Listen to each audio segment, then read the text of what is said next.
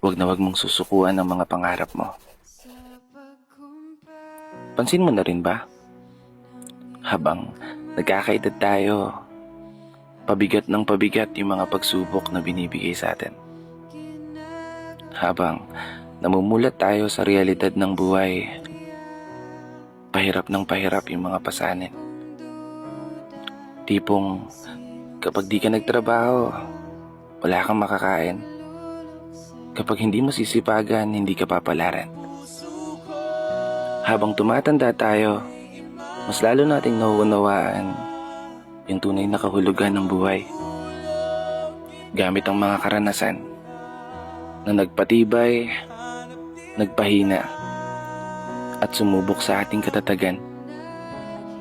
Mga karanasan na nagpapatunay na walang madali sa mundong to.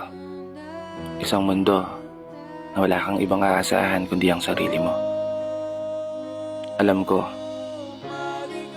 kaya ka rin ng karamihan na maraming gusto. Maraming pangarap, maraming mga plano.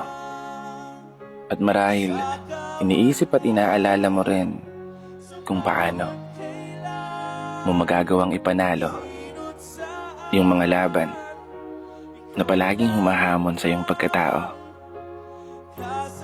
Kasi gaya mo, minsan ko na rin pinagdudahan ng sarili ko.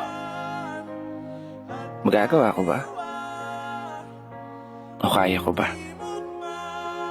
Paano ko ba haharapin yung mundo kung palagi na lang salungat sa gusto ang binibigay ng kapalaran? May mga araw na pakiramdam ko mas lalo lang akong pinapahirapan. May mga panahon na hindi ko maiwasang isipin, bakit punong-puno ako ng kamalasan?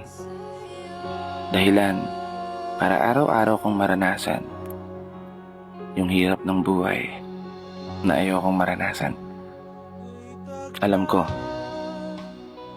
kasama to sa proseso. Lahat ng ito ay parte lamang ng iyong mga plano.